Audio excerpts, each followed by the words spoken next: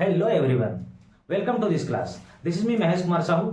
आज के इस वीडियो लेक्चर में हम लोग क्लास 12th का first chapter electric field and charge का एक कंप्लीट क्विक रिवीजन करने वाले हैं। अगर आप चाहते हैं कि इस चैप्टर के सारे मोस्ट इंपॉर्टेंट पॉइंट एक साथ कवर हो जाएं, तो आप इस वीडियो में लास्ट तक बने रहिएगा। चलिए तो बिना टाइम बर्बाद किए स्टार्ट करते हैं। आज का जो हमारा पहला टॉपिक है वो है इलेक्ट्रिक चार्ज। इलेक्ट्रिक चार्ज होता क्या है? तो बेसिकली ये एक बेसिक प्रॉपर्टी है किसी भी मटेरियल का, और ये प्रॉपर्टी के कारण कोई भी चार्ज एक दूसरे के ऊपर इलेक्ट्रिक फोर्स या मैग्नेटिक फोर्स लगा पाता है। इसका एसआई यूनिट जो होता है वो कूलम होता है, और डायमेंशन फॉर्मूला M0L0AT या M0L0T1A1 होता है। चार्ज जो होता है वो दो तरह का होता है, पॉजिटिव चार्ज और नेगेटिव चार्ज। पॉजिटिव चार्ज जो होता है वो इलेक्ट्रॉन के निकलने के बाद बनता है। जैसे कोई अनचार्ज बॉडी है, उसमें से कुछ इलेक्ट्रॉन कहीं ट्रांसफर हो जाए, उसमें से बाहर आ जाए, तो वो पॉजिटिव चार्ज बनाता है। और अगर कहीं इलेक्ट्रॉन किसी के पास गया है, जो इलेक्ट्रॉन को एक्सेप्ट किया है, वो नेगेटिव चार्ज बनाता है। जो इलेक्ट्रॉन डोनर होता है वो पॉजिटिव चार्ज बनाता है, और जो इलेक्ट्रॉन एक्सेप्ट करता है वो नेगेटिव चार्ज बनाता है। तो जो कोई बॉडी, अगर वो पॉजिटिव चार्ज बॉडी है, इसका मतलब उसके पास इलेक्ट्रॉन की कमी है, और अगर कोई नेगेटिव चार्ज बॉडी है, इसका मतलब वो इलेक्ट्रॉन का रिच है, मतलब उसके पास इलेक्ट्रॉन ज्यादा है। चार्ज में लाइक चार्ज जो होते हैं, जैसे पॉजिटिव पॉजिटिव, नेगेटिव नेगेटिव, ये लाइक चार्ज एक दूसरे को रिपेल करते हैं, और अनलाइक चार्ज एक दूसरे को अट्रैक्ट करते हैं। पॉजिटिव नेगेटिव एक दूसरे को अट्रैक्ट करेगा, नेगेटिव पॉजिटिव एक दूसरे को अट्रैक्ट करेगा। अगर मास की बात करें तो मास ऑफ पॉजिटिव चार्ज और नेगेटिव चार्ज, तो जब पॉजिटिव चार्ज बना कैसे है, तो इलेक्ट्रॉन के डोनेट होने के बाद, मतलब कोई एटम अपना इलेक्ट्रॉन को डोनेट किया है, उसके बाद वो पॉजिटिव चार्ज बना है। तो जब वो डोनेट किया है, इसका मतलब उसमें इलेक्ट्रॉन की कमी आई है, तो इलेक्ट्रॉन की कमी आई है, उसमें मास की कमी आएगी। इलेक्ट्रॉन का मास तो चला गया, तो जो पॉजिटिव चार्ज होगा उसका मास डिक्रीज करेगा, और नेगेटिव चार्ज उसमें इलेक्ट्रॉन ऐड हुआ है आकर के, तो उसका मास बढ़ जाएगा, उसका मास इंक्रीज कर जाएगा। नेक्स्ट है चार्ज ऑन इलेक्ट्रॉन। एक इलेक्ट्रॉन के ऊपर चार्ज कितना होता है? तो एक इलेक्ट्रॉन के ऊपर चार्ज होता है -1.6 इंटू 10⁻⁻19 कूलम। जितना चार्ज इलेक्ट्रॉन के ऊपर होता है, उतना ही चार्ज प्रोटॉन के ऊपर भी होता है। लेकिन इलेक्ट्रॉन के ऊपर जो चार्ज होता है उसको हम लोग नेगेटिव साइन से दिखाते हैं, और प्रोटॉन के ऊपर जो चार्ज होता है उसको हम लोग पॉजिटिव साइन के साथ दिखाते हैं। नेक्स्ट है मास की बात करते हैं। Mass of proton, mass of electron और mass of neutron. Mass of proton जो होता है वो 1.672 इंटू 10⁻⁻27 kg होता है। मास ऑफ इलेक्ट्रॉन जो होता है वो 9.1 इंटू 10⁻⁻31 kg होता है, और mass of neutron 1.675 into 10⁻⁻27 kg होता है। यहां देखकर हम लोग बता सकते हैं कि मास ऑफ न्यूट्रॉन जो है वो सबसे ज्यादा है, यानी मास ऑफ न्यूट्रॉन जो है सबसे ज्यादा है, उसके बाद मास ऑफ प्रोटॉन, उसके बाद सबसे कम है मास ऑफ इलेक्ट्रॉन। अगर चार्ज मोशन में है तो देखते हैं उसका सिचुएशन क्या है। अगर चार्ज रेस्ट में है, कोई भी चार्ज अगर रेस्ट में है, उसके पास कोई वेलोसिटी नहीं है, तो वो सिर्फ इलेक्ट्रिक फील्ड को प्रोड्यूस करेगा। लेकिन अगर कोई चार्ज जो है वो कांस्टेंट वेलोसिटी के साथ मूव कर रहा है, तो वो इलेक्ट्रिक फील्ड तो प्रोड्यूस करेगा ही, उसके साथ साथ वो मैग्नेटिक फील्ड भी प्रोड्यूस करेगा। और अगर किसी चार्ज का वेलोसिटी कांस्टेंट नहीं है, इसका मतलब वो वेरिएबल वेलोसिटी के साथ है, और जब वेरिएबल वेलोसिटी के साथ है तो वो इलेक्ट्रिक फील्ड प्रोड्यूस करेगा, उसके साथ साथ वेरिएबल मैग्नेटिक फील्ड प्रोड्यूस करेगा, और इसके साथ साथ कुछ रेडिएशन भी प्रोड्यूस करेगा वो। नेक्स्ट देखते हैं हम लोग मेथड ऑफ चार्जिंग। मेनली 3 तरह के मेथड होते हैं चार्जिंग के: charging by friction, charging by conduction और चार्जिंग बाय इंडक्शन। जब भी दो बॉडी को हम लोग रब करते हैं एक दूसरे के साथ, तो जो चार्ज होता है, एक इलेक्ट्रॉन का जो ट्रांसफर होता है एक मटेरियल से दूसरे मटेरियल में, एक ऑब्जेक्ट से दूसरे ऑब्जेक्ट में, तो इस तरह के मेथड को हम लोग बोलते हैं चार्जिंग बाय फ्रिक्शन। जैसे हम लोग दोनों हाथों को रब करते हैं, या किसी रॉड से, किसी ग्लास रॉड से सिल्क क्लॉथ को रब करते हैं, तो एक में पॉजिटिव चार्ज और दूसरे में नेगेटिव चार्ज आ जाता है। तो इस तरह का जो मेथड है चार्जिंग का, उसको हम लोग बोलते हैं चार्जिंग बाय फ्रिक्शन।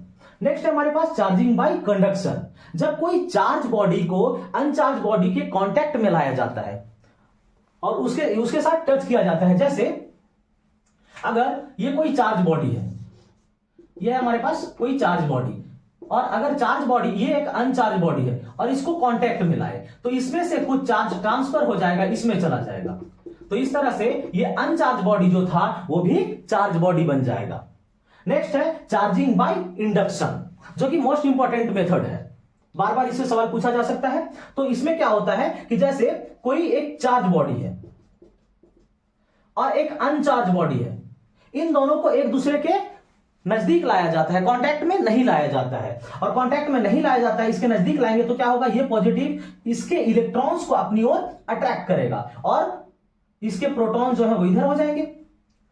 जब इसको अर्थिंग कर दे, अर्थ से कनेक्ट कर दे, तो ये पॉजिटिव चार्ज क्या हो जाएगा, न्यूट्रलाइज हो जाएगा। कैसे, तो अर्थ से कुछ इलेक्ट्रॉन आएंगे और इनको न्यूट्रलाइज कर देंगे। जब इनको न्यूट्रलाइज कर देंगे उसके बाद अगर अर्थिंग को हम लोग हटा दें तो कैसा हो जाएगा, ये इलेक्ट्रॉन इधर रहेगा। उसके बाद इस पॉजिटिव चार्ज को अगर हम लोग हटाएं तो क्या हो जाएगा, ये इलेक्ट्रॉन डिस्ट्रीब्यूट हो जाएगा कुछ इस तरह से, इधर इधर पूरा चारों तरफ डिस्ट्रीब्यूट हो जाएगा। तो ये पॉजिटिव चार्ज जो था वो दूसरे अनचार्ज बॉडी को कैसा बनाया, एक चार्ज बॉडी बनाया। लेकिन ध्यान रहे चार्जिंग बाय इंडक्शन में क्या हुआ है कि एक पॉजिटिव चार्ज बॉडी दूसरे को अनचार्ज बॉडी बनाया, मतलब नेगेटिव चार्ज बॉडी बनाया है। यह है चार्जिंग बाय इंडक्शन। इसका एक और तरीका है, कैसे, तो देखिए अगर हम लोग अर्थिंग ना करें तो क्या कर सकते हैं, जैसे एक चार्ज बॉडी है, पॉजिटिव चार्ज बॉडी है, इसके नजदीक एक अनचार्ज बॉडी लाए और इधर भी एक अनचार्ज बॉडी लाए और ये दोनों अनचार्ज बॉडी एक दूसरे के कांटेक्ट में है, तो क्या होगा, ये चार्ज बॉडी जो है पॉजिटिव चार्ज, ये इलेक्ट्रॉन को इधर खींचेगा। तो प्रोटॉन इधर, पॉजिटिव चार्ज किधर जाएंगे, इधर। अब इन दोनों को सेपरेट कर दें तो ये क्या हो गया, इधर इलेक्ट्रॉन्स आ गए और इसमें पॉजिटिव चार्ज डेवलप हो गया। और इसको हटा दें तो इसमें नेगेटिव चार्ज डेवलप हुआ और इसमें पॉजिटिव चार्ज भी डेवलप हुआ। तो ये भी और ये भी दोनों ही चार्जिंग बाय इंडक्शन है। नेक्स्ट है हमारे पास गोल्ड लीफ इलेक्ट्रोस्कोप। ये एक डिवाइस होता है जो डिटेक्ट करता है इलेक्ट्रिक चार्ज को, लेकिन ध्यान रहे ये डिटेक्ट नहीं करता है कि चार्ज का नेचर कैसा है, ये बस डिटेक्ट करता है कि कोई बॉडी चार्ज है या नहीं है। नेक्स्ट है प्रॉपर्टी ऑफ चार्ज। तो देखते हैं property of charge. Property of charge में मेनली 3 तरह का प्रॉपर्टी होता है।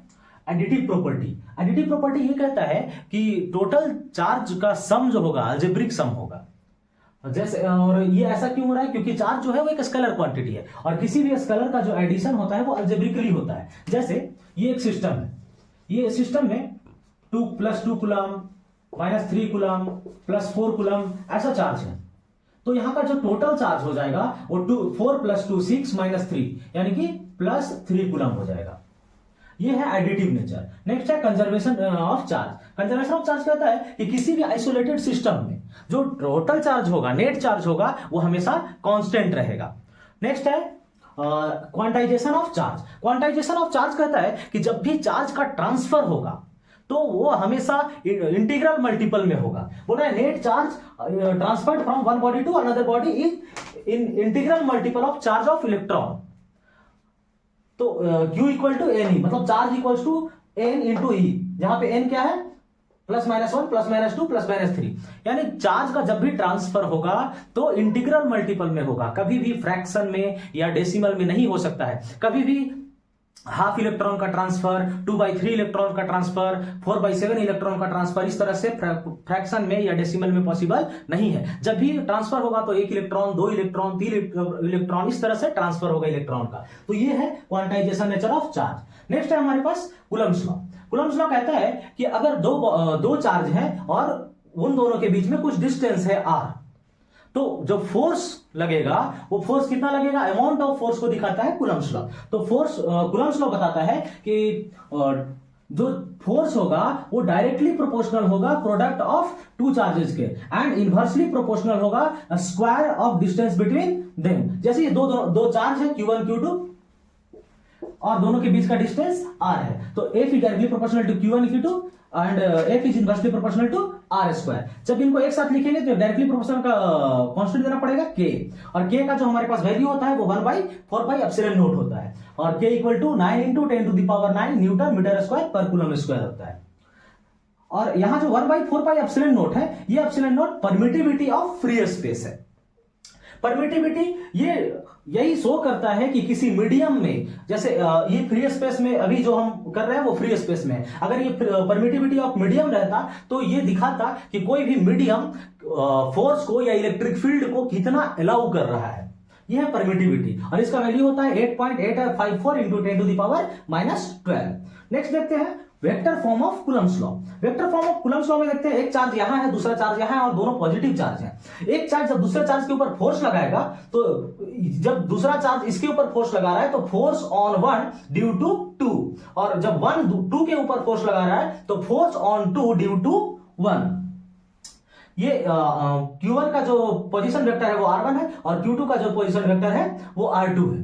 तो ये जो डिस्टेंस लेना है, अगर R1 से R2 की तरफ ले तो R12 लिखेंगे और R2 से R1 की तरफ ले मतलब Q2 से Q1 की तरफ ले तो R21 लिखेंगे।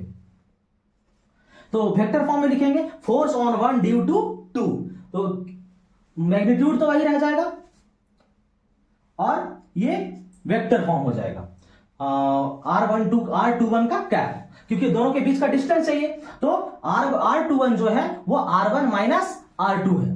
Next force on one due to two, अगर इस कैप को लिखते हैं जैसे एक कैप इक्वल्स टू क्या होता है vector of A divided by magnitude of vector A.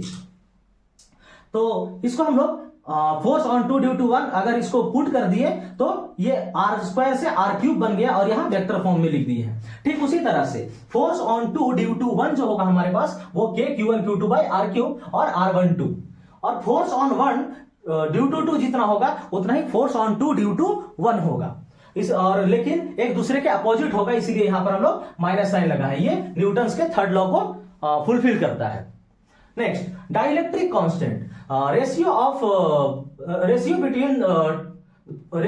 Force between two charge in air to the force in medium at same distance. अगर r डिस्टेंस पर फोर्स निकालते हैं पहले हम लोग एयर में और r डिस्टेंस पर ही किसी मीडियम में उसको लेकर जाकर फोर्स निकालते हैं तो दोनों का जो रेशियो आएगा उसको हम लोग बोलते हैं डाइलेक्ट्रिक कांस्टेंट। और जब इसका हम लोग वैल्यू पुट करेंगे, जैसे वैल्यू पुट करके देखते हैं तो F इक्वल्स टू क्या है हमारे पास 1/4 पाई एप्सिलॉन नॉट एयर के लिए Q1 Q2 divided by R square, और इसके लिए क्या हो जाएगा मीडियम के लिए तो 1/4 pi epsilon medium Q1 Q2 divided by R square. तो ये कैंसिल हो जाएगा, 4 पाई से 4 पाई कैंसिल हो जाएगा, ये एप्सिलॉन m ऊपर चला जाएगा और एप्सिलॉन नॉट नीचे आ जाएगा। तो ये हो जाएगा हमारे पास dielectric constant equals to permittivity of medium divided by permittivity of air. और permittivity of medium divided by permittivity of air को epsilon m by epsilon not को हम लोग एप्सिलॉन r भी कहते हैं। एप्सिलॉन r मतलब रिलेटिव परमिटिविटी, यानी कि रिलेटिव परमिटिविटी का हमारे पास फॉर्मूला क्या आएगा permittivity of medium divided by permittivity of free space. ये एप्सिलॉन r क्या है रेशियो है किसका रिलेटिव एप्सिलॉन r क्या है रिलेटिव परमिटिविटी और ये रेशियो है किसका परमिटिविटी ऑफ मीडियम और परमिटिविटी ऑफ एयर या परमिटिविटी ऑफ वैक्यूम का। तो इसका कोई भी यूनिट नहीं होगा। नेक्स्ट है electric field lines and lines of force. तो समझते हैं जब एक चार्ज दूसरे चार्ज के ऊपर फोर्स लगाता है तो चार्ज दोनों तो कांटेक्ट में नहीं होते हैं, फिर फोर्स कैसे लगाता है तो एक चार्ज का कुछ फील्ड होता है, जब वो दूसरे के फील्ड में जाता है तो उसके ऊपर एक फोर्स लगाया जाता है और वो जो फील्ड है वो एक इमेजिनरी फील्ड लाइंस होता है। ये इमेजिनरी होता है, काल्पनिक होता है और ये पॉजिटिव चार्ज से बाहर की तरफ निकलता है। ये जो फील्ड लाइंस होता है ये पॉजिटिव चार्ज से बाहर की तरफ निकलता है और नेगेटिव चार्ज में टर्मिनेट होता है। और अगर दो पॉजिटिव नेगेटिव चार्ज हैं तो इस तरह का फील्ड लाइंस बनाएगा, दो पॉजिटिव चार्ज हैं तो कुछ इस तरह से फील्ड लाइंस बनाएगा। यहां पर फील्ड इसका जो होगा इलेक्ट्रिक फील्ड का जो वैल्यू होगा इसके बीच में ये 0 होगा और इसको हम लोग न्यूट्रल पॉइंट भी कहते हैं। और property of electric field lines, जिसमें कुछ प्रॉपर्टी है। पहला, electric field lines starts from positive charge and terminate at negative charge. देख रहे हैं हम लोग कि यहाँ पॉजिटिव चार्ज से बाहर की तरफ निकल रहा है और यहाँ नेगेटिव चार्ज में टर्मिनेट कर रहा है, अंदर की तरफ आ रहा है। नेक्स्ट है they are smooth and continuous line. ये एक स्मूथ और कंटिन्यूअस लाइन होता है, कभी भी ये डिसकंटिन्यूअस नहीं होता है, टूटता नहीं, ब्रेक नहीं होता है ये line. They do not form close loop, कभी भी ये क्लोज लूप नहीं बनाते हैं, जबकि magnetic field lines close loop बनाते हैं, इलेक्ट्रिक फील्ड लाइंस कभी भी क्लोज लूप नहीं बनाते हैं। जैसे ये पॉजिटिव चार्ज है तो यहां से अगर फील्ड लाइंस निकला तो हमेशा बाहर की तरफ जाते रहेगा, कभी भी लौट करके इधर वापस नहीं आएगा। वैसे ही नेगेटिव चार्ज से अगर इलेक्ट्रिक फील्ड लाइंस अंदर की तरफ आ रहा है, ये बाहर की तरफ ही नहीं जाने लगेगा, कभी भी ये क्लोज लूप क्लोज कर्व नहीं बनाएगा। नेक्स्ट है electric field lines are always perpendicular to the surface of conductor. जैसे अगर कोई कंडक्टर है, अगर इस तरह से कोई कंडक्टर लेते हैं तो यहां पर का जो इलेक्ट्रिक फील्ड होगा वो इलेक्ट्रिक फील्ड लाइंस इसके जस्ट परपेंडिकुलर होगा। अगर ये पॉजिटिव चार्ज बना रहा है तो बाहर की तरफ निकलेगा, मतलब इलेक्ट्रिक फील्ड लाइन जो होता है वो किसी भी कंडक्टर के सरफेस पर उसके परपेंडिकुलर होता है। और नेक्स्ट है electric field lines never intersect each other. Electric field lines कभी भी एक दूसरे को कट नहीं करते हैं। देख रहे हैं यहाँ पे पॉजिटिव चार्ज में कभी भी कट करता हुआ दिखाई दे रहा है क्या? नेगेटिव चार्ज के लिए कभी भी कट करता हुआ दिखाई दे रहा है क्या? नहीं ना, सब हमेशा या तो अंदर की तरफ आ रहा है या तो बाहर की तरफ जा रहा है। तो इलेक्ट्रिक फील्ड लाइंस कभी भी एक दूसरे को इंटरसेक्ट नहीं करेंगे, एक दूसरे को कभी भी कट नहीं करेंगे। नेक्स्ट है relation between electric field and electric force. Electric force जो होता है वो चार्ज इनटू इलेक्ट्रिक फील्ड के बराबर होता है। अगर वेक्टर फॉर्म में इसको लिखे तो E equal to F by Q, और इसका ऐसा यूनिट क्या हो जाएगा? तो फोर्स का हो गया न्यूटन और चार्ज का हो गया कूलम, तो न्यूटन पर कूलम। नेक्स्ट है electric field due two point charge. तो पॉइंट चार्ज के लिए इलेक्ट्रिक फील्ड क्या हो जाएगा? तो अगर पॉइंट चार्ज के लिए निकालेंगे तो F बाई क्यू है।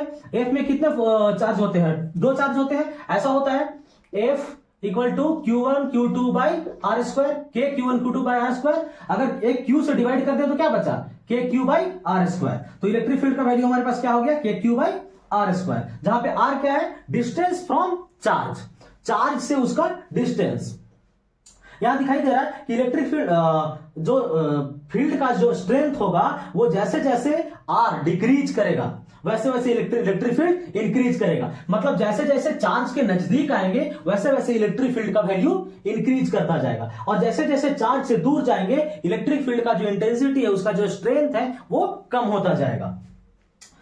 अगर नेट इलेक्ट्रिक फील्ड की बात करें, अगर इस तरह से कोई रैंडम चार्ज दिया हुआ है और नेट इलेक्ट्रिक फील्ड की बात कर रहा है, तो देखिए यहां पर जो इलेक्ट्रिक फील्ड है वो किधर जा रहा है? यहां पर इलेक्ट्रिक फील्ड लाइंस इसके कारण, पॉजिटिव के कारण दूर जाएगा और नेगेटिव के कारण ये इसके तरफ आएगा। इसका मतलब अगर इसका इलेक्ट्रिक फील्ड E1 बना रहा है ये, और ये E2 बना रहा है, तो ये क्या हो जाएगा? E equals to E1 plus E2, क्योंकि सेम डायरेक्शन में है। अगर यहां की बात करें तो इसके कारण इलेक्ट्रिक फील्ड इधर आएगा और इसके कारण इलेक्ट्रिक फील्ड इधर जाएगा, तो ये एक दूसरे के साथ माइनस होगा, मतलब कुछ ऐसा हो जाएगा E2 माइनस E1।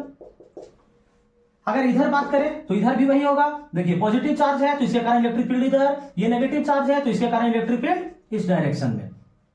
तो यहां पर क्या हो जाएगा? यहां पर E1 माइनस E2। देखना पड़ेगा कि मैग्नीट्यूड किसका बड़ा है या किसका छोटा है, हम लोग उसके हिसाब से उसको माइनस करेंगे। तो ये हुआ नेट इलेक्ट्रिक फील्ड कैसे निकालेंगे। नेक्स्ट है electric dipole moment. Electric dipole moment क्या होता है? तो अगर कोई 2 चार्ज है और दोनों के बीच में कुछ सेपरेशन है, जैसे हम यहां फिगर बनाए हैं, 2 चार्ज है और दोनों का जो मैग्नीट्यूड है चार्ज का वो सेम है, लेकिन ये चार्ज नेगेटिव है और दूसरा चार्ज पॉजिटिव है। तो अगर इन दोनों के बीच में कुछ सेपरेशन है और ये दोनों मैग्नीट्यूड में बराबर है तो ये एक डाइपोल बनाते हैं। तो ये है, और डाइपोल का जो वैल्यू होगा वो कितना होगा? तो डाइपोल का जो वैल्यू होगा किसी एक चार्ज का magnitude into separation between both charge, तो दोनों चार्ज के बीच का डिस्टेंस। तो हम लोग लिखे यहां पर the electric dipole moment is the product of magnitude of charge and distance between them, तो Q into 2L। Electric dipole moment जो है वो एक वेक्टर क्वांटिटी है, उसको P से डिनोट करते हैं, तो P इक्वल्स टू क्या हो जाएगा? 2QL। अगर ये वेक्टर क्वांटिटी है तो इसका डायरेक्शन किधर होगा? तो इलेक्ट्रिक डाइपोल मोमेंट का जो डायरेक्शन होता है वो नेगेटिव टू पॉजिटिव होता है, मतलब इस डायरेक्शन नेगेटिव से पॉजिटिव की तरफ इलेक्ट्रिक डाइपोल मोमेंट का डायरेक्शन होता है। इसका यूनिट क्या हो जाएगा? तो चार्ज का 2 तो कांस्टेंट है, Q का ऐसा यूनिट कूलम, और लेंथ का ऐसा यूनिट मीटर, तो कूलम मीटर।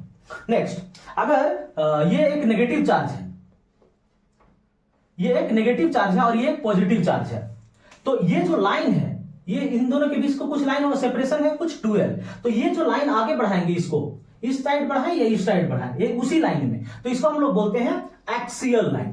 क्या बोलते हैं? Axial line. और इन दोनों के बीच में अगर कोई प्लेन इस तरह से क्रॉस करे, इस तरह का कोई प्लेन है ऐसा जो इन दोनों को बीच से ऐसा कट कर रहा है, तो इसको हम लोग बोलते हैं इक्विटोरियल प्लेन। Equatorial plane. अब हम लोग इस डाइपोल के कारण इक्विटोरियल प्लेन पर, एक्सियल प्लेन पर या किसी भी जनरल पॉइंट पर हम लोग इलेक्ट्रिक फील्ड फाइंड करेंगे। चलिए, electric field due to dipole at axial point, at equatorial plane and at any general point. तो हम लोग देखते हैं electric field due to dipole at axial line. अभी बताए कि अगर कोई डाइपोल है -q + q और इसके इसी लाइन पर चलेंगे तो हम लोग बोलते हैं इसको एक्सियल लाइन। तो इसके एक्सियल लाइन पर इसके मिडिल पॉइंट से r डिस्टेंस पर कोई पॉइंट P है जहां हम लोग को इलेक्ट्रिक फील्ड निकालना है। तो इलेक्ट्रिक फील्ड निकालेंगे कैसे? तो इलेक्ट्रिक फील्ड के लिए एक चार्ज ये है और दूसरा चार्ज, एक चार्ज -q, दूसरा चार्ज +q। तो अगर +q से इस P का डिस्टेंस देखें तो कितना हो जाएगा? तो ये डिस्टेंस r है और यहां से इसके मिडिल पॉइंट से है, तो ये डिस्टेंस यहां से यहां तक a हो जाएगा। तो कितना हो जाएगा? r - a। किसके लिए? +q के लिए। और उसी तरह से -q के लिए यहां से डिस्टेंस r है और प्लस ये डिस्टेंस a, तो r + a हो जाएगा। तो अब अलग अलग इलेक्ट्रिक फील्ड निकालते हैं। Electric field due to +q charge and electric field due to -q charge at point P। तो -q चार्ज के लिए निकालेंगे तो क्या हो जाएगा? तो इलेक्ट्रिक फील्ड का जो हमारे पास वैल्यू होता है E = क्या होता है? kq/r²। तो electric field due to -q charge, तो -q के लिए k × q और डिवाइडेड बाई r²। तो r कितना हो जाएगा? a + r। तो a + r का whole square. Next, electric field due to +q charge. तो +q के लिए क्या हो जाएगा? तो +q के लिए kq डिवाइडेड बाई r²। तो r इसके लिए कितना है? r - a। तब तो ये डिस्टेंस बचेगा यहां से यहां तक का, तो ये हो गया r - a। तो r - a का होल स्क्वायर। अब देखते हैं यहां का जो इलेक्ट्रिक फील्ड होगा इस पॉजिटिव चार्ज के कारण किधर होगा? इधर होगा, अवे फ्रॉम चार्ज। एंड इस नेगेटिव चार्ज के कारण किधर होगा? इस डायरेक्शन में होगा। तो ये हो गया electric field due to positive charge and electric field due to negative charge. अब देखते हैं इसको आगे। अगर हम लोग को यहाँ फाइनल निकालना है तो एक दूसरे के अपोजिट, मतलब क्या करेंगे? माइनस कर देंगे। तो यहां ज्यादा कौन होगा? तो ये P जो पॉइंट है वो +q से कम डिस्टेंस पर है और -q से ज्यादा डिस्टेंस पर है। तो अगर डिस्टेंस बढ़ेगा तो फील्ड का स्ट्रेंथ कम होगा, तो इसीलिए फील्ड का स्ट्रेंथ ज्यादा किसका होगा? +q का। तो क्या करेंगे? टोटल इलेक्ट्रिक फील्ड निकालने के लिए, E नेट निकालने के लिए क्या करेंगे? E due to +q - E due to -q। तो देखिए E नेट = हो गया हमारे पास E due to +q - E due to -q। तो अब वैल्यू पुट कर देते हैं। E ड्यू टू +q का वैल्यू हमारे पास क्या है? kq/r - a का होल स्क्वायर। तो kq/r - a का होल स्क्वायर पुट कर दिए, minus E due to -q charge. तो -q के लिए kq/r + a का होल स्क्वायर पुट कर दिए। चलिए, कुछ कॉमन निकल रहा है तो k और q दोनों में है, कॉमन निकाल दिए। तो यहां क्या बचा? 1/r - a का होल स्क्वायर और यहां क्या बचा? 1/r + a का होल स्क्वायर। तो इसको kq को बाहर कर दिए हैं। अब इसका एलसीएम लेंगे तो एलसीएम क्या हो जाएगा? r - a का whole square into r + a का होल स्क्वायर। और ऊपर में क्या हो जाएगा? तो यहां हो जाएगा r + a का होल स्क्वायर और यहां हो जाएगा r - a का होल स्क्वायर। जब इसको a + b के होल स्क्वायर पर तोड़ेंगे और इसको a - b के होल स्क्वायर पर तोड़ेंगे तो r² और r² कैंसिल हो जाएगा, इधर माइनस है जिसके कारण, और a² और a² भी कैंसिल हो जाएगा। तो इसका 2ar और इसका 2ar मिलकर के ऐड होगा और बनेगा 4ar। और नीचे हो जाएगा, इन दोनों को हम लोग ऐसा लिख सकते हैं a - b और a + b जैसा दिख रहा है, तो r² - a² का होल स्क्वायर। अब निकालना है नेट इलेक्ट्रिक फील्ड। तो इसको 4 को हम लोग 2 × 2 लिख सकते हैं, तो वही लिख दिया है 2 × 2। तो kq 2 × 2ar। अब ऐसा क्यों लिखे हैं? ताकि क्योंकि हम लोग को डाइपोल मोमेंट का जो वैल्यू होता है वो P = 2qa होता है। तो देखिए यहां से 2q और a इसको मिला करके पूरा P लिख दिए हैं। तो बचा क्या हमारे पास? 2 बचा यहां से और r बचा, तो 2kpr divided by r² - a² का होल स्क्वायर। अब यहां दिखाई दे रहा है कि r जो है वो a के कंपैरिजन में बहुत बड़ा है। r जो है वो a के कंपैरिजन में बहुत बड़ा है। तो इस केस में हम लोग a को नेग्लेक्ट कर सकते हैं, और जब a को नेग्लेक्ट करेंगे तो क्या हो जाएगा? यहाँ r का स्क्वायर और ये पावर 2 तो मिलकर के पावर 4 हो जाएगा, और एक r ऊपर में है तो ये एक r से एक r कैंसिल होगा, तो बचेगा क्या? 2kp/r³। अब अगर डायरेक्शन की बात करें, इलेक्ट्रिक फील्ड का डायरेक्शन का बात करें उस डाइपोल के कारण एट पॉइंट P। तो डाइपोल का डायरेक्शन किधर है? डाइपोल का डायरेक्शन है प्लस से माइनस की तरफ, मतलब डाइपोल का डायरेक्शन इधर है, ठीक है। और इलेक्ट्रिक फील्ड का डायरेक्शन किधर है? तो इलेक्ट्रिक फील्ड का डायरेक्शन देखिए प्लस है और इसका स्ट्रेंथ ज्यादा है और ये माइनस है, तो प्लस में से माइनस हुआ फिर भी जाएगा किधर? इलेक्ट्रिक फील्ड का जो डायरेक्शन होगा वो भी इधर होगा। इसका मतलब डायरेक्शन ऑफ इलेक्ट्रिक फील्ड और डायरेक्शन ऑफ इलेक्ट्रिक फील्ड और डायरेक्शन ऑफ डाइपोल मोमेंट दोनों सेम होगा। तो direction of field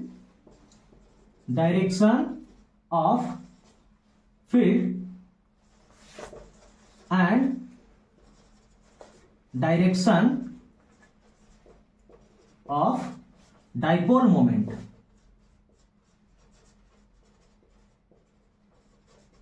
is same direction में होंगे दोनों। Next, electric field due to dipole on equatorial plane. Equatorial plane मतलब ये एक प्लस क्यू एक माइनस क्यू चार्ज है, ये एक प्लस क्यू चार्ज है, एक ऐसा प्लेन बनाए और उस प्लेन में एक पॉइंट P है जो इसके एक्सिस से r डिस्टेंस पर है। अब इस P पॉइंट पर हम लोगों को इलेक्ट्रिक फील्ड का वैल्यू फाइंड करना है। तो कैसे निकालेंगे? तो P का हम लोग का जो वैल्यू होता है वो कितना होता है? 2q into L. यहां पर A लिखा हुआ है, हमारा डिस्टेंस A है और 2q और ये डिस्टेंस A, ऐसा हो जाएगा।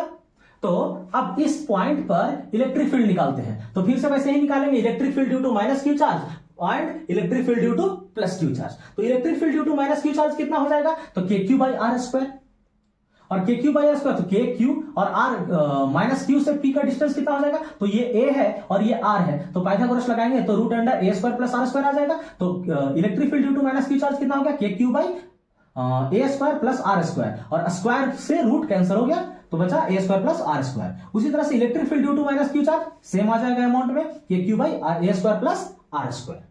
अब इस पॉजिटिव चार्ज के कारण इलेक्ट्रिक फील्ड यहां किधर होगा? अवे फ्रॉम चार्ज इस तरफ, और इस इलेक्ट्रिक नेगेटिव चार्ज के कारण किधर होगा? इस तरफ, मतलब टुवर्ड्स द चार्ज। अब इसको देखते हैं हम लोग, अगर ये एंगल थीटा है तो यहां एक हम इस तरह से लाइन खींचते हैं, ये एक वेक्टर है और ये एक वेक्टर है, ये electric field due to plus Q charge है और ये electric field due to minus Q charge है, मतलब E due to plus Q charge and E due to minus Q charge. ये अगर एंगल थीटा है तो ये भी एंगल थीटा बनेगा, और अगर ये एंगल थीटा है तो ये भी एंगल थीटा बनेगा। तो देखिए अब इसको दो कंपोनेंट में ब्रेक करते हैं, तो ब्रेक करेंगे कैसे? तो ब्रेक करेंगे इसको E due to minus Q, तो ये कंपोनेंट इसका क्या हो जाएगा? E due to minus Q cos theta, और इसके लिए साइन थीटा वाला कंपोनेंट किधर आ जाएगा? इधर सीधा। तो E due to minus Q charge sine theta. उसी तरह से इसको इधर भी ब्रेक करेंगे, तो ये E due to plus Q sine theta. उसी तरह से ये प्लस क्यू वाला इधर ब्रेक होगा तो क्या होगा? E due to plus Q cos theta. अब देखिए इसका साइन थीटा और इसका साइन थीटा एक दूसरे को कैंसिल करेगा क्योंकि अमाउंट सेम है दोनों चार्ज का, और ये ऐड होगा E due to plus Q cos theta और E due to minus Q cos theta. तो अब देखिए E नेट क्या हो जाएगा हमारे पास? E due to plus Q cos theta plus E due to minus Q cos theta, और दोनों का अमाउंट मैग्नीट्यूड जो है वो दोनों का सेम है। देखिए तो सेम है तो हम लोग इसको ऐसा लिख सकते हैं 2E due to plus Q charge into cos theta. अब 2 और E due to plus Q charge का value KQ by R A square plus R square into cos theta. अब इस ट्राइंगल में देखिए कॉस थीटा का वैल्यू क्या हो जाएगा हमारे पास? तो बेस बाई हाइपोटेनस, तो बेस कितना है? A, और divided by root under A square plus R square. अब इनको एक साथ लिखते हैं, तो 2KQ इंटू A, और यहां पावर 1/2 है, यहां पावर 1 है, तो ये पावर क्या हो जाएगा? 3/2 हो जाएगा। तो देखिए अब 2Q और A ये मिलकर के क्या हो जाएगा? P, तो इसको हम लोग लिख दिए KP, और यहां 3/2 power A square plus R square का पावर 3/2। अगर R का जो वैल्यू है वो A से बहुत बड़ा हो जाए तो उस केस में A को हम लोग क्या करेंगे? नेग्लेक्ट कर देंगे। तो A को नेग्लेक्ट करेंगे तो इसका वैल्यू क्या हो जाएगा? ये 2 से 2 कैंसिल, R का पावर 3, तो इलेक्ट्रिक फील्ड का जो वैल्यू हो गया वो हो गया KP बाई RQ। अब डायरेक्शन देखते हैं, इलेक्ट्रिक फील्ड का डायरेक्शन किधर होगा? तो देखिए यहां पर जो डाइपोल है वो कुछ इस तरह से दिखाई दे रहा है, माइनस क्यू प्लस क्यू, अब इलेक्ट्रिक डाइपोल का जो डायरेक्शन है डाइपोल मोमेंट का, वो किधर होता है? तो इलेक्ट्रिक डाइपोल मोमेंट का डायरेक्शन माइनस क्यू से प्लस क्यू की तरफ होता है। तो माइनस क्यू से प्लस की तरफ मतलब इस डायरेक्शन में, और इलेक्ट्रिक फील्ड का डायरेक्शन किधर है? इधर, मतलब अपोजिट। तो हम लोग को क्या दिखाई दे रहा है कि इलेक्ट्रिक फील्ड जो बनेगा यहां पर पी पॉइंट पर, वो अपोजिट टू डाइपोल मोमेंट होगा। तो डायरेक्शन की अगर हम लोग लिखे तो क्या होगा? Direction of electric field is opposite to electric dipole moment P। Next देखते हैं हम लोग electric field due to dipole at any point, कोई भी जनरल पॉइंट के पास देखते हैं हम लोग। तो ये एक पॉइंट है हमारे पास इस फिगर में P, और ये एक माइनस चार्ज है, प्लस चार्ज है, दोनों के बीच का सेपरेशन 2a है, और ये जो a है इसका डिस्टेंस इसके मिडिल पॉइंट से थीटा है, और ये पॉइंट a है हमारे पास थीटा एंगल के साथ। तो अब यहां पर a पॉइंट पर हम लोगों को निकालना है इलेक्ट्रिक फील्ड का वैल्यू। तो देखिए कैसे निकालते हैं। तो ये जो डाइपोल मोमेंट है माइनस क्यू और प्लस क्यू, इसको हम यहां बनाए हैं, ये माइनस क्यू और ये प्लस क्यू। तो इसका जो डायरेक्शन होगा वो इधर है। तो देखिए, तो अगर ये डायरेक्शन इधर है तो इसको दो कंपोनेंट में हम लोग ब्रेक कर सकते हैं। ये थीटा है तो ये पी कॉस थीटा, ये अगर पी है, डाइपोल मोमेंट पी है तो ये पी कॉस थीटा और इधर पी साइन थीटा। इस तरह से इसको दो कंपोनेंट में ब्रेक कर दिए। तो अब देखिए, ये पॉइंट ए है और ये पी कॉस थीटा के लिए कैसा लाइन में हो गया? एक्सियल लाइन में हो गया। और पी साइन थीटा जो है वो पी साइन थीटा इस डाइपोल के लिए इक्वेटोरियल प्लेन में हो गया। कैसे? तो देखिए, ये जो हम लोग के पास पी साइन थीटा है वो इस डाइपोल मोमेंट के लिए एक इस तरह से प्लेन बनाएगा, और उस प्लेन में होगा इक्वेटोरियल प्लेन में। तो पी साइन थीटा जो बन रहा है हमारे पास, ये कैसा बिहेव करेगा? इक्वेटोरियल प्लेन के लिए। और ये किसके लिए बिहेव करेगा? पी कॉस थीटा एक्सियल के लिए। तो देखिए, for P cos theta E at A behaves as axial position, axial position के जैसा इसी के एक्सिस पर दिखाई दे रहा है, और ये जो है वो इसके परपेंडिकुलर दिखाई दे रहा है। कुछ ऐसा दिखाई दे रहा है, ऐसा दिखाई दे रहा है ये वाला, इसका मतलब इसके परपेंडिकुलर दिखाई दे रहा है। तो at A P cos theta के लिए क्या हो गया? एक्सियल। और एक्सियल का हमारे पास फॉर्मूला क्या होता है? एक्सियल का हमारे पास फॉर्मूला है electric field equal to 2kp by R Q. तो 2kp बाई आर क्यू। अब P का वैल्यू हमारे पास क्या है? P cos theta. तो यहां P के पास पुट कर दिए P cos theta divided by R Q. और for P sin theta, P sin theta के लिए कैसा है? Behaves as equatorial line. तो E एट इक्वेटोरियल क्या होता है? KP by R Q. हम लोग फॉर्मूला निकाले हैं KP बाई आर क्यू, और इसके लिए P को क्या हो जाएगा? sin theta. तो P sin theta by R Q. अब इसका जो डायरेक्शन है वो भी थोड़ा देखते हैं। तो डायरेक्शन किधर है? तो इक्वेटोरियल के लिए ये है एक्सियल के लिए, और ये है इक्वेटोरियल के लिए। एक्सियल के केस में क्या होता है? एक्सियल के केस में direction of field and direction of dipole moment is same. मतलब फील्ड का जो डायरेक्शन होगा वो इधर ही होगा, मतलब फील्ड का जो डायरेक्शन होगा वो इसी के डायरेक्शन में होगा, पी कॉस थीटा के ही डायरेक्शन में होगा। लेकिन इक्वेटोरियल के लिए क्या है? Direction of E is opposite to P. अब P किधर है? इधर है, मतलब इधर है, और इसका अपोजिट का मतलब इधर। ये हो गया E equatorial, E due to equatorial, और ये E ड्यू टू एक्सियल। तो अब इन दोनों का जो रिजल्टेंट होगा वो कुछ इधर जाएगा, इन दोनों के बीच में कहीं पर जाएगा। चलिए, तो इसके लिए हम लोग ई नेट निकालेंगे। तो दोनों के बीच का एंगल कितना है? 90। तो इस केस में ई नेट का वैल्यू क्या हो जाएगा? E due to axial plus E due to equatorial. तो उसका मैग्नीट्यूड लेंगे तो root under E due to axial का square plus E due to equatorial का स्क्वायर। तो ई नेट क्या हो जाएगा? ये एक्सियल को यहां पुट कर दीजिए तो 2kp cos theta by R Q, और ई इक्वेटोरियल को पुट कर दीजिए तो kp by sine theta into divide by R Q, और इसका स्क्वायर। तो यहां से कुछ कॉमन दिखाई दे रहा है, kp कॉमन दिखाई दे रहा है, आर क्यू भी। तो kp बाई आर क्यू को बाहर निकाल दिए क्योंकि स्क्वायर है दोनों में, और स्क्वायर से रूट से बाहर निकल जाएगा। तो यहां क्या बचा? ये 2 का स्क्वायर और कॉस स्क्वायर। तो 2 का square 4, cos square theta plus sine square theta. इस साइन स्क्वायर थीटा को हम लोग क्या लिख सकते हैं? 1 माइनस कॉस स्क्वायर थीटा। अब देखिए, ये cos square 4 cos square theta और 1 माइनस कॉस, ये एक टर्म जब इसके साथ आएगा तो क्या हो जाएगा, ये 4 cos स्क्वायर थीटा में से 1 cos स्क्वायर थीटा कम हो जाएगा, क्या बचेगा 3 cos स्क्वायर थीटा। तो ई नेट कितना हो जाएगा, KP by RQ root under 1 plus 3 cos square theta.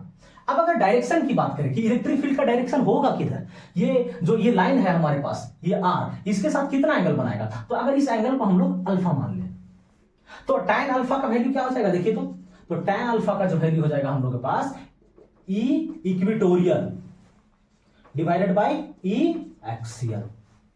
तो tan अल्फा का वैल्यू क्या हो जाएगा, E इक्वेटोरियल का वैल्यू क्या है, देखिए E इक्वेटोरियल का वैल्यू है हमारे पास KP sin theta by RQ और ये है 2 KP cos theta by RQ। तो इक्वेटोरियल बाय एक्सियल, तो इक्वेटोरियल बाय एक्सियल करेंगे तो क्या हो जाएगा, KP कैंसिल हो जाएगा, KP इसमें भी है और इसमें भी है, RQ इसमें भी है, इसमें भी है, तो क्या बचेगा यहां पर, देखिए तो यहां पर साइन थीटा है, तो sine theta divided by 2 cos theta और यहां से sine theta by cos theta क्या हो जाएगा tan थीटा। तो tan alpha equals to 1/2 tan theta, तो alpha equal to tan inverse 1/2 tan theta. ये है हमारे पास electric field due to dipole. Next है expression for torque on dipole in an external electric field. जब किसी dipole को किसी एक्सटर्नल इलेक्ट्रिक फील्ड में रखा जाता है तो उसमें टॉर्क लगता है और वो टॉर्क का एक्सप्रेशन निकालना है हम लोग को। एक डाइपोल है जिसका ऊपर चार्ज -q और +q है और दोनों के बीच का जो डिस्टेंस है वो 2a है। ये एक एक्सटर्नल इलेक्ट्रिक फील्ड है, यूनिफॉर्म इलेक्ट्रिक फील्ड है और इसमें इसको प्लेस किया गया है। और ये जो डाइपोल का डायरेक्शन है, इलेक्ट्रिक डाइपोल मोमेंट का डायरेक्शन है वो माइनस से प्लस क्यू, मतलब इधर इस डायरेक्शन में है और ये एंगल थीटा बना रहा है इलेक्ट्रिक फील्ड के साथ। यानी डाइपोल का डायरेक्शन किधर है, ऐसा, और इलेक्ट्रिक फील्ड का डायरेक्शन ऐसा, तो दोनों के बीच का एंगल कितना है, थीटा। तो इसके लिए एक्सप्रेशन निकालना है। तो टॉर्क का जो हमारे पास फॉर्मूला होता है वो होता है magnitude of either force into perpendicular distance. तो आइदर फोर्स कितना लग रहा है, फोर्स इलेक्ट्रिक फोर्स जो होता है वो Q इंटू ई होता है, तो Q इंटू ई लिख दिए और इंटू परपेंडिकुलर डिस्टेंस। तो परपेंडिकुलर डिस्टेंस कौन सा है, BC। तो BC को हम लोग निकालेंगे कैसे, इस ट्रायंगल में, देखिए इस ट्रायंगल ABC में BC बाई 2a, ये क्या मिलेगा, साइन थीटा। तो BC का वैल्यू क्या हो जाएगा, 2a साइन थीटा। तो टॉर्क इक्वल टू क्या हो गया, Q इंटू ए, यहाँ कैपिटल Q लिखे, यहाँ स्मॉल Q कर दिए हैं, समझ जाइएगा। तो Q इंटू ए और 2a साइन थीटा। तो टॉर्क का वैल्यू क्या हो गया, PE साइन थीटा। P कैसे लिख दिए, तो Q इंटू 2a, इसको हम लोग क्या जानते हैं, डाइपोल मोमेंट। तो PE साइन थीटा, और PE साइन थीटा को हम लोग और क्या लिख सकते हैं, P क्रॉस E। तो टॉर्क जो है हमारे पास वो क्या हो गया, P क्रॉस E। और इसको मैक्सिमम टॉर्क कितना हो जाएगा, जब साइन थीटा का वैल्यू 90 डिग्री हो, और साइन थीटा का वैल्यू 90 डिग्री हो जाए तो ये 1 हो गया, तो मैक्सिमम टॉर्क कितना हो गया, 1 PE। अनस्टेबल इक्विलिब्रियम और स्टेबल इक्विलिब्रियम समझते हैं।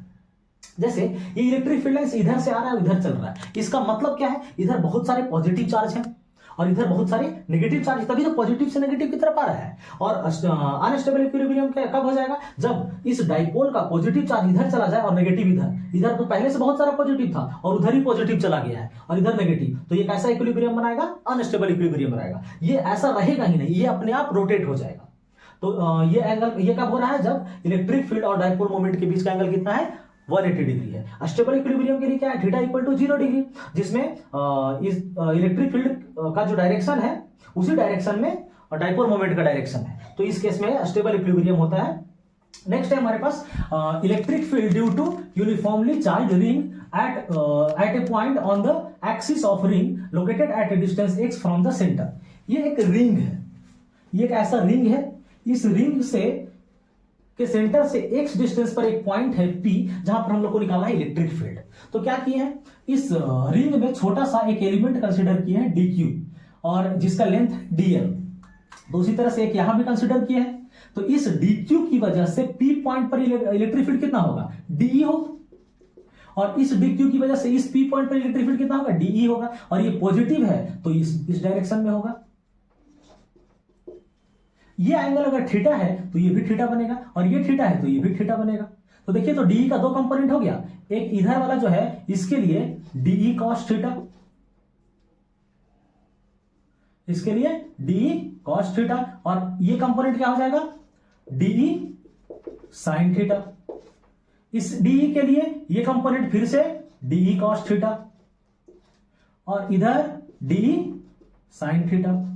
ये डी साइन थीटा हमेशा एक दूसरे को कैंसिल करेगा, और इस तरह से डी कॉस थीटा कितने सारे होंगे, बहुत सारे। इस रिंग के ऊपर बहुत सारे इस तरह के डीक्यू एलिमेंट लिए जा सकते हैं, तो ये बहुत सारे डीक्यू कॉस थीटा बनाएगा। तो उनको क्या करेंगे हम लोग, सबको ऐड करने के लिए इंटीग्रेट करेंगे। तो डी का वैल्यू के बाद हमारे पास क्या हो गया, K D Q divided by X square plus R square. Electric field अगर छोटे से एलिमेंट के लिए निकालेंगे यहां पर तो क्या हो जाएगा, डी क्यू के क्यू बाई आर स्क्वायर होता है ना, तो डी क्यू के कारण निकाल रहे हैं तो K D Q divided by R square. तो आर का वैल्यू यहां से यहां तक के लिए क्या हो जाएगा, ये डिस्टेंस आर है और ये डिस्टेंस एक्स है, तो ये क्या हो जाएगा X square plus R square. उसी तरह से नीचे root under X square plus R square, तो इसका होल स्क्वायर करेंगे तो रूट कैंसिल हो जाएगा।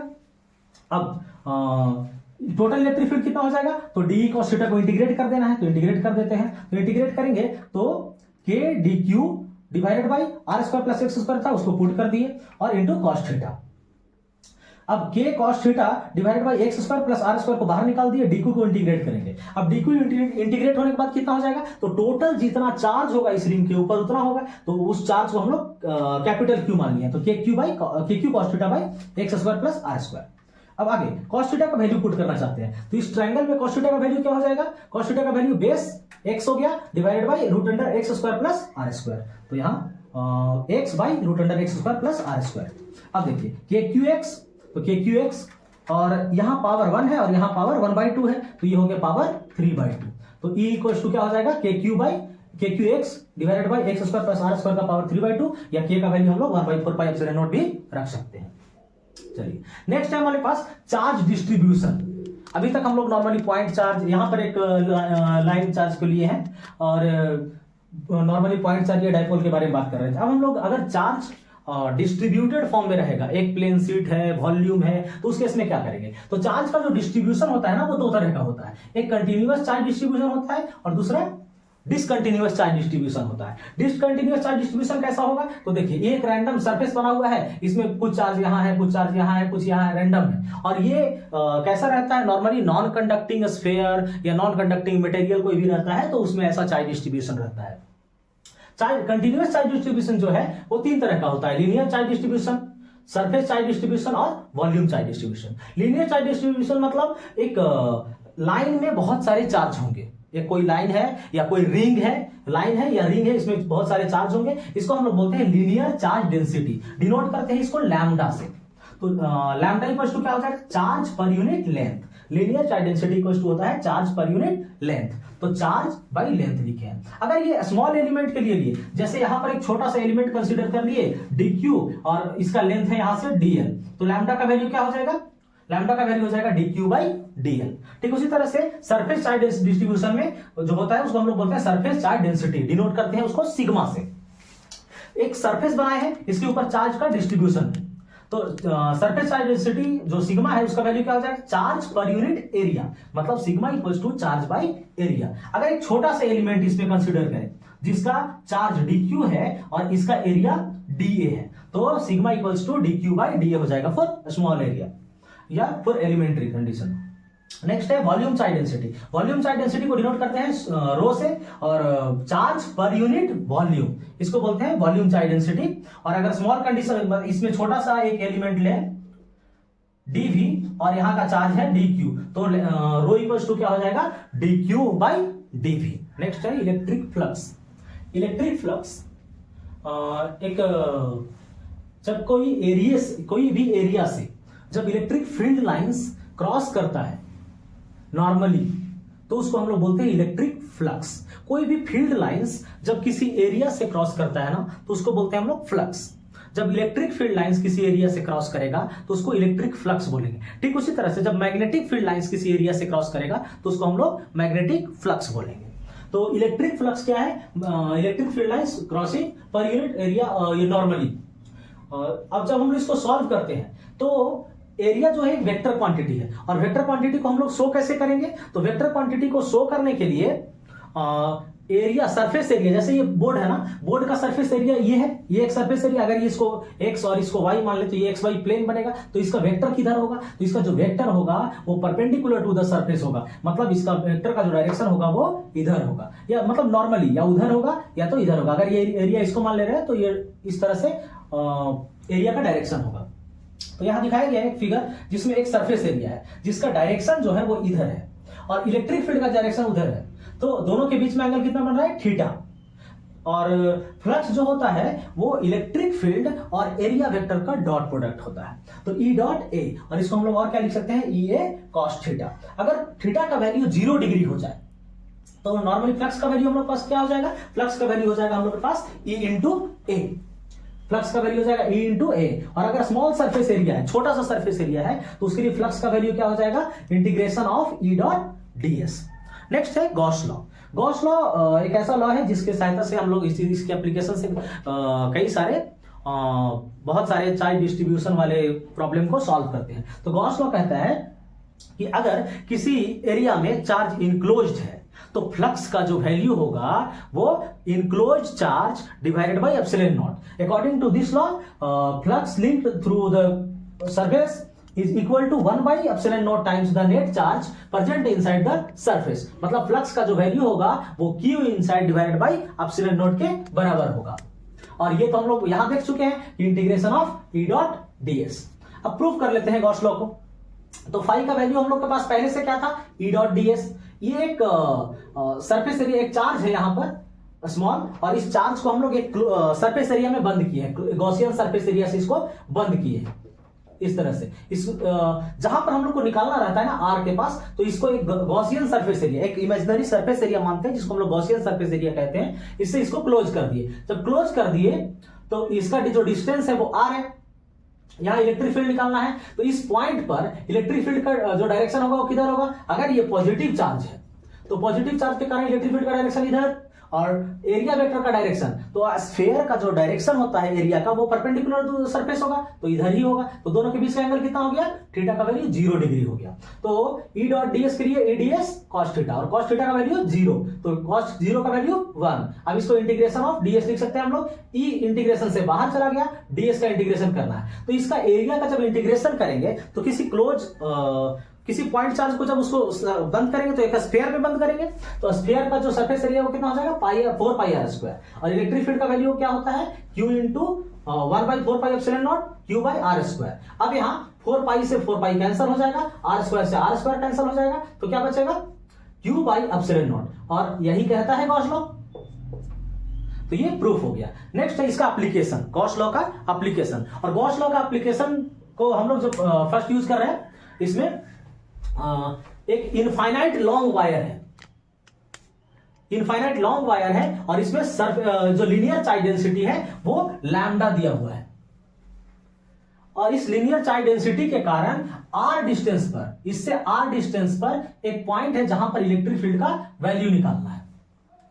तो इसको क्या करेंगे, इसको क्लोज सरफेस बनाना पड़ेगा। गॉस क्या कहता है, ये क्लोज सरफेस पहले बनाना है, तो क्लोज सरफेस इसको बनाने के लिए क्या करेंगे, तो इसको बंद करेंगे क्लोज सरफेस में। बंद कैसे होगा, तो एक सिलेंडर, इसको अगर ढकना है, इस पेन को ढकना है, तो क्या करेंगे, एक सिलेंडर बनाएंगे। तो इसी तरह से एक सिलेंडर बना हुआ है, और सिलेंडर के पास कितना एरिया है, एक सरफेस एरिया ऊपर का है, एक सरफेस एरिया नीचे का है, और एक सरफेस एरिया उसका कर्व सरफेस एरिया है। इलेक्ट्रिक फील्ड इसके कारण किधर जाएगा, तो इस डायरेक्शन में जाएगा, इधर जाएगा।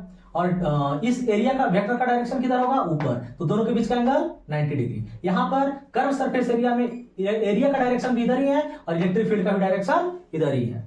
अब इस केस में एरिया का जो डायरेक्शन है वो डाउनवर्ड है, और इलेक्ट्रिक फील्ड का डायरेक्शन इस डायरेक्शन में है, तो दोनों का जो एंगल है वो कितना हो जाएगा, 90 डिग्री हो जाएगा। तो ये दोनों 90 है, तो इन दोनों के कारण फ्लक्स कितना हो जाएगा, 0, क्योंकि cos थीटा आता है, तो इन दोनों के कारण फ्लक्स 0 हो जाएगा, फ्लक्स इसके कारण निकलेगा। तो जो टोटल फ्लक्स आएगा ई डीएस, यहां से देखिए फाई यहां भी है, यहां भी है, तो दोनों को इक्वेट कर सकते हैं। तो E dot DS equal to Q enclose by epsilon not.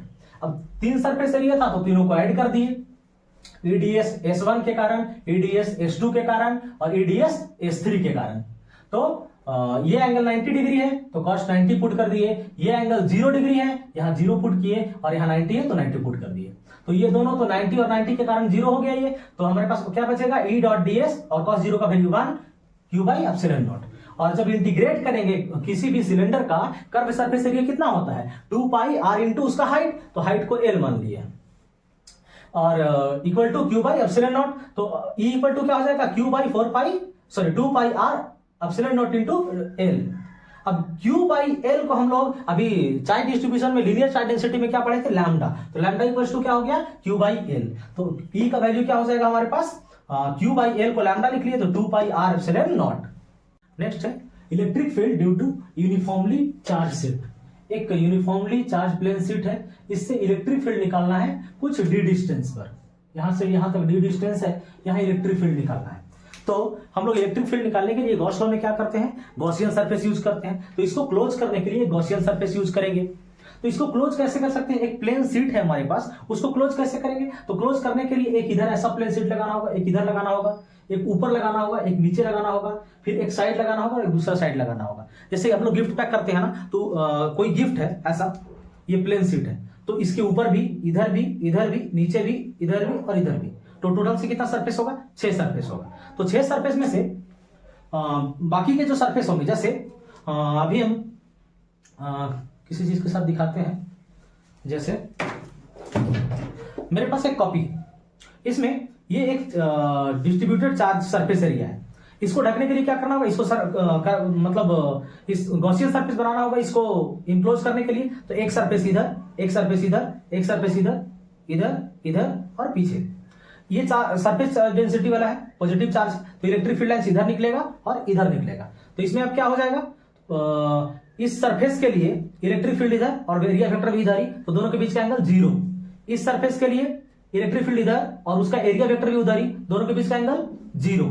लेकिन इसके लिए ये सरफेस एरिया का एरिया वेक्टर आपके तरफ और इसका इलेक्ट्रिक फील्ड इधर, तो दोनों के बीच का एंगल 90 डिग्री। ठीक उसी तरह से इसके लिए 90, इसके लिए 90 और इधर के लिए 90 होगा। तो हमको कितने के लिए निकालना होगा, एक इस सरफेस एरिया के लिए और एक इस सरफेस एरिया के लिए। ठीक है, तो देखते हैं यहां पर टोटल सरफेस एरिया को जोड़ेंगे तो हमारे पास कितना सरफेस एरिया बचेगा, 2 सरफेस एरिया बचेगा, बाकी सारे 0 हो जाएंगे। तो यहां पर हम दिखाए हैं उसी को, तो बाकी के सरफेस एरिया 0 हो रहे हैं, बस 2 सरफेस एरिया ये दोनों बच रहा है। अब 2 जो सरफेस एरिया बच रहा है उसके लिए हम क्या करेंगे, 2 into E D S, cos 0 का वैल्यू 1 हो गया, तो E dot D S Q enclose by epsilon naught.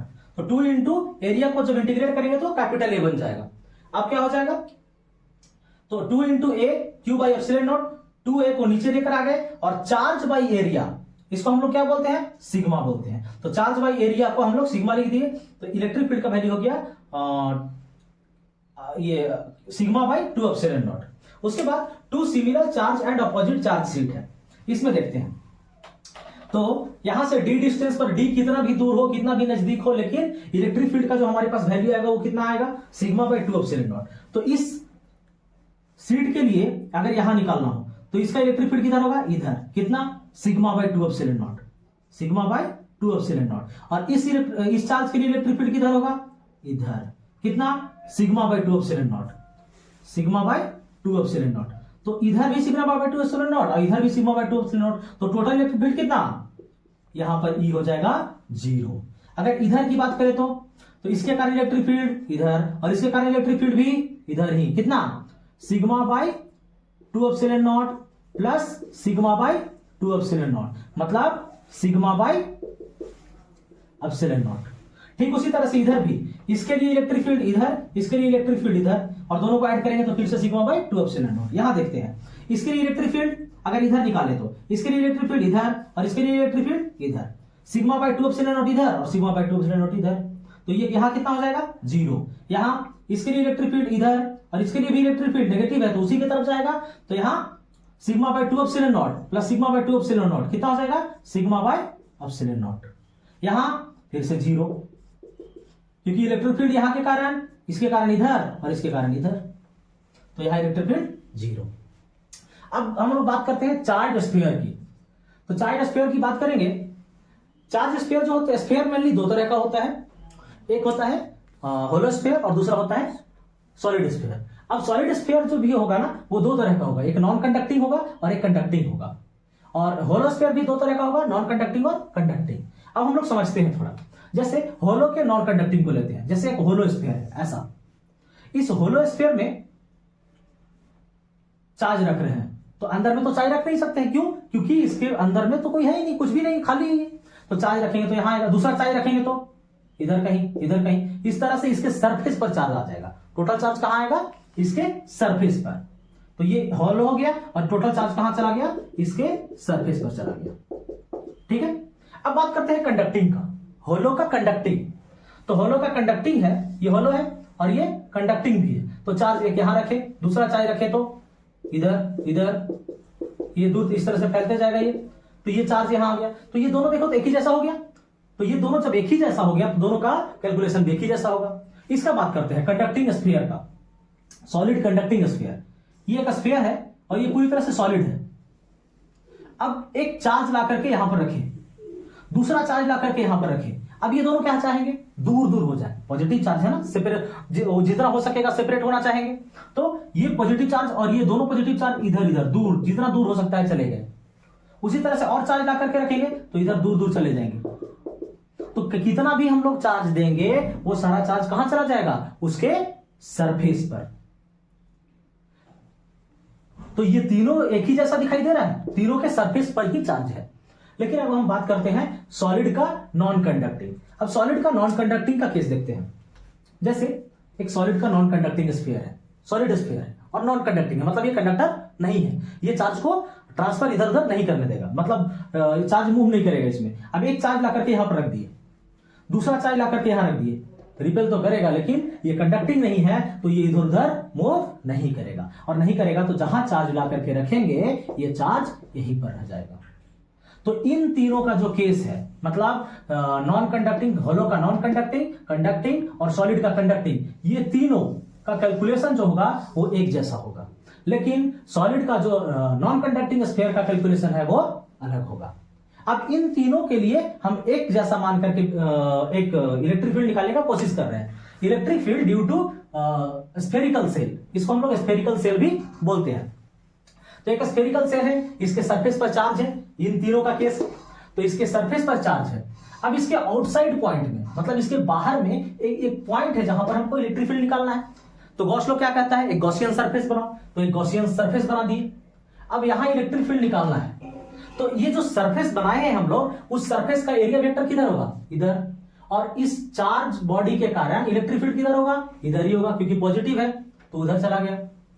तो E dot ds equal to Q by epsilon naught, ये फ्लक्स वाला फॉर्मूला से हम लोग लाए हैं। अब E डॉट ds का वैल्यू क्या हो जाएगा? E ds cos 0, क्योंकि इलेक्ट्रिक फील्ड और एरिया वेक्टर के बीच में एंगल कितना है?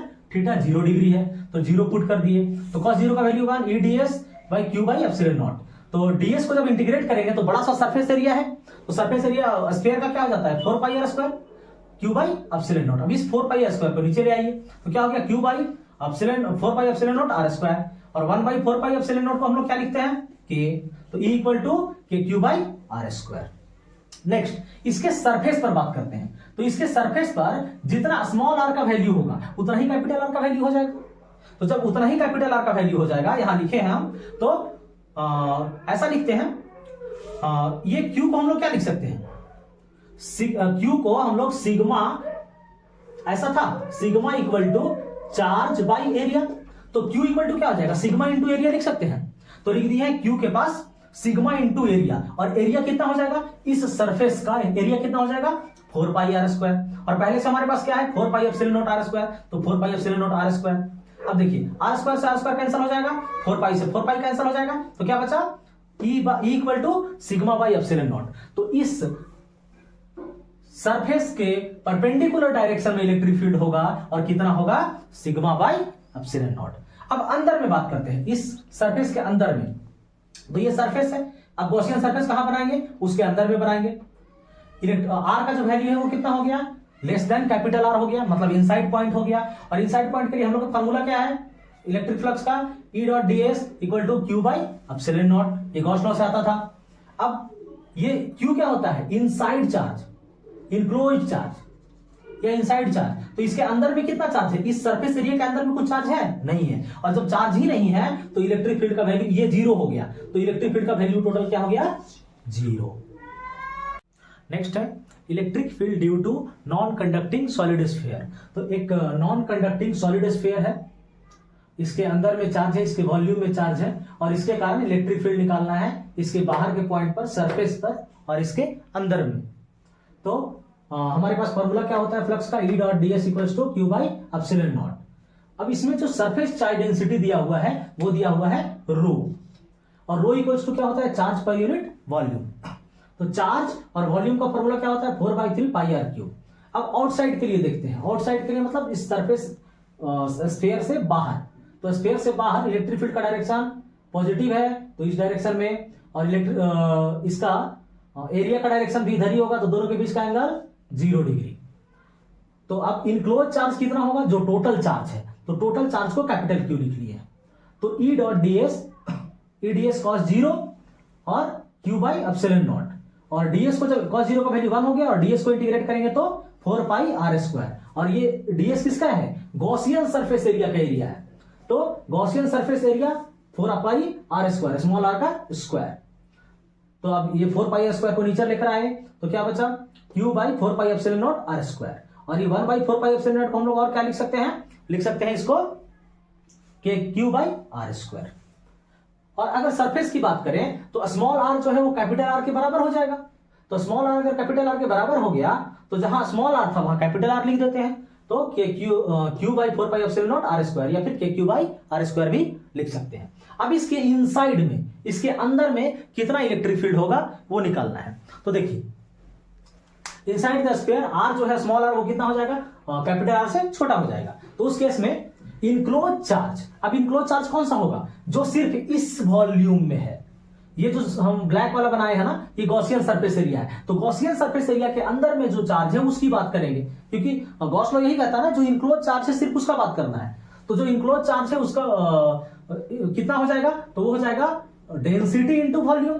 तो डेंसिटी क्या है रो, जो हम लोग इधर किए हैं अभी, और वॉल्यूम कितना है, तो वॉल्यूम हो जाएगा इसको 4/3 पाई स्मॉल आर का क्यूब, तो ये क्यू रो का वैल्यू यहां से पुट कर दिए और v का वैल्यू 4/3 पाई आर क्यूब।